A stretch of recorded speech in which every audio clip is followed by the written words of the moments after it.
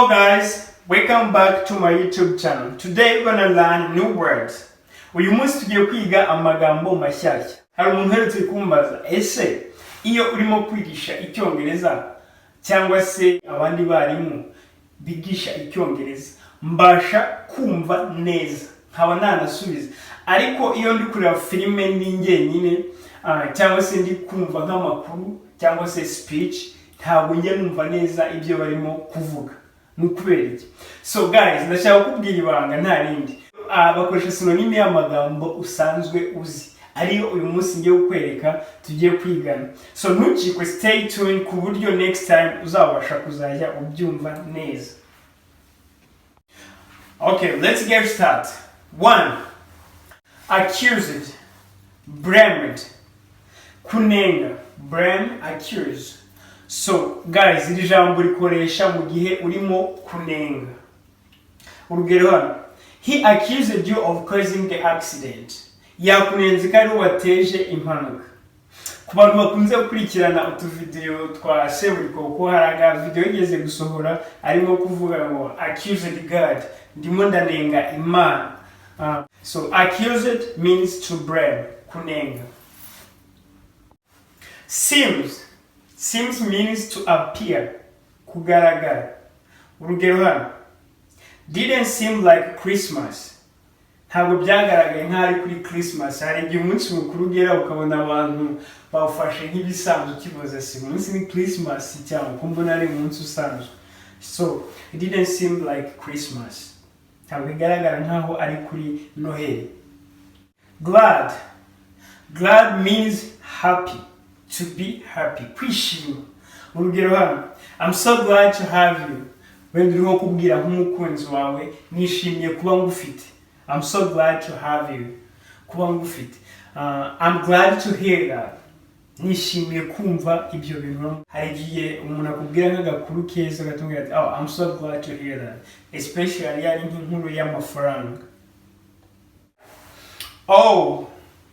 All means to pay, kwishyura. So iri jambo barikoresha cyane cyane risimbuye pay. Urugero hano, how much do I owe you? How much do I owe you? Ese ndaza kuguhereza angahe? You owe me $50. You owe me $50. Uraza kunyishyura amadolari 50. Depart means go, kugenda. So iri jambo bakunze kurikoresha cyane cyane kuri airport niho bakunze gukoresha iri jambo depart. Ari uzasanga ryanditswe ku byapa. Urugero hano, our flight departed at 6:15 am. Indege yacu iraza guhaguruka cyangwa se kugenda saa 12:15 za mu gitondo. Terminal means end. Iri jambo naryo barikoresha cyane cyane kuri airport, ahantu urugendo ruba ruri burangirira, ahantu basohokera cyane cyane nk'iyo ugiye gutegereza nk'umuntu uvuye nk'ahantu runaka yateze indege, ahantu utegerereza niho bita terminal, ahantu ari gusohokera. So iri jambo naryo ku bantu bakunze gutega indege ndizera ko bagakwiye kuba barizi ko ntabwo bakoresha ijambo end, ahubwo bakoresha terminal na departure. Departure ni abagenda, terminal ni end. Urugero hano, inside the airport terminal, she kissed him goodbye. Book means to reserve. Urugero hano, Joe booked the hotel room. Joe yabookinze cyangwa se yafashe icyumba cya hotel. Joe reserved the hotel room. Joe yafashe icyumba cya hotel. Book means kwishyura mbere cyangwa se gufata ikintu mbere yuko uhagera. Terrific means good or great. Urugero, you look terrific. Uragaragara neza. So batema agasitire ka WhatsApp ye umuntu avuga ati you look terrific, you look good. Gorgeous means beautiful. Gorgeous means beautiful, ubwiza. Urugero hano, your hair look gorgeous. umusatsi wawe urimo kugaragara neza, umusatsi wawe urasa neza, umusatsi wawe ni mwiza. Handle, handling or handle. Handle means to deal with, gukemura ibintu runaka nibyo bita to handling. Urugero, we can handle this job by ourselves. Dushobora kwikemurira ikibazo ku bwacu. However means but. Urugero, I liked my lunch. However, it was too expensive. Nari nakunze ibiryo byanjye ariko byari bihenze. But means however. Consume means to use. Consume means to use. Urugero hano, if you are able to consume more food, you can do more work. Niba uri tayari yo kuba wakonsomera ibiryo byinshi, urumva ufite n'imbaraga zo kuba wakora akazi kenshi. Express. Express means say. Express means say. Urugero, they express their ideas perfectly. Batambukije ibitekerezo byabo neza, cyangwa se batubwiye ibitekerezo byabo neza. Swat bari kwiyamamaza, batubwiye ibitekerezo byabo perfectly.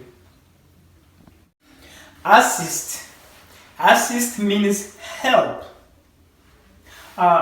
Assist means help or aid, gufasha. So iri jambo assist akenshi bakunze kurikoresha nko mu mupira w'amaguru bavuga ati yamuhaye assist, watanze assist nyinshi, ubwo yamufashije gutsinda igitego, yamuhaye pass undi aratsinda. So assist means gufasha, help or aid. Urugero hano, can I assist you? Nagufasha. Wrong. Wrong means incorrect. Iyo amakosa cyangwa se ibintu bibi.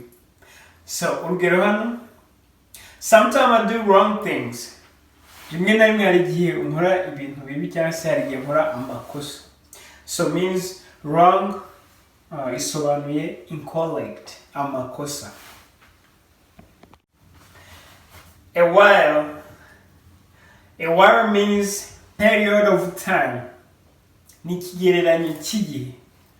So nshobora kuba igihe kirekire cyangwa se igihe kigufi. Urugero hano, I will be in bathroom for a while. Ndaza kumara muri toilette akanya kanini. Urugero, umaze igihe utabonana n'umuntu, umwanya uvuga ati long time, ukamubwira ati it's been a while.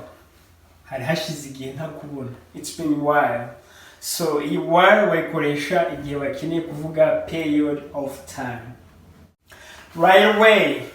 Right away means right now. Right now. Akakanya. So urugero hano, we need a rental car right away. Dukeneye imodoka akakanya. Cyangwa se byihuse. Dukeneye imodoka byihuse cyangwa se dukeneye imodoka akakanya. Right away means immediately cyangwa se right now. Anticipate. Anticipate means expect or predict or regard. So ayamagambo asobanuye guteganya. Iyo uri guteganya ukoresheje ijambo anticipate. Urugero hano, I didn't anticipate having to pay you for your ticket. Ntabwo nateganyaga ko nakwishyurira tiki. Ntabwo nabiteganyaga rwose. Check. Check means verify. Dukoresha amagambo igihe dukeneye making sure that something is true. Igihe dukeneye kumenya ko ibintu ari ukuri, nibwo dukoresha iri jambo check. Check means verify. So iri jambo bakunze kurikoresha cyane mu mwanya wo kugira bavuge verify, nibwo bagakoresha check. So urugero hano, I went to check out. I went to check out. Wenda wafashe nk'agahoteli ahantu ukeneye kugenda, icyo gihe uragenda kuri reception babwire ko ukeneye gucheckinga out, ukeneye kuverifyinga out. Damage. Damage means hurt or injury. So iri jambo urikoresha cyagihe umuntu wenda yakomeretse cyangwa se ikintu nashaka kuba imodoka, ishobora kuba inzu, ishobora kuba imyenda, ikintu cyose cyangiritse bakita ko cyabaye damage. Hari igihe ubona umuntu wenda bamukubise ifesi irabyimba, icyo gihe isura yabaye damage. Imodoka bayigonze irangirika, icyo gihe bavuga ko yabaye damage. Damage means hurt, gukomereka cyangwa se injury. Urugero hano, my car is really damaged. My car is really damaged. Starving. Starving means hungry. Gusonza. Urugero hano, I'm starving. I want to buy pizza. Ndashonje nkeneye kugura pizza. I'm starving. I want to buy a pizza. Guys, ubonye uburyo aya magambo agenda ahinduka, ni amagambo dukoresha mu buzima bwa buri munsi. So akenshi impamvu usanga umuntu atabasha kumva icyongereza neza nuko bakoresha sinonime y'amagambo wari usanzwe uzi. So urugero hano, mu mwanya wo kugira avuge ngo happy ahubwo akavuga glad. Mu mwanya wo kugira ngo avuge ngo pay ahubwo akavuga all. Aho kugira avuge ngo beautiful akavuga gorgeous. Mu mwanya wo kugira avuge ngo good ukumva aravuze ngo terrific. Yaje kuvuga ngo arashonje, I'm hungry, ahubwo ukumva aravuga I'm starving. So guys, bakoresha sinonime z'aya magambo, that's why ugifite akazi kenshi ko kwiga kugira ngo ubashe nawe kumenya uko aya magambo agize gute asobanura. So guys, iyi ni part 1, hari na part 2. Niba wakunze iri somo, mpereza like, mpereza subscribe, unasharinge kuwo ubona yagirira akamaro. So guys, thank you for watching. See you next time. Ciao ciao.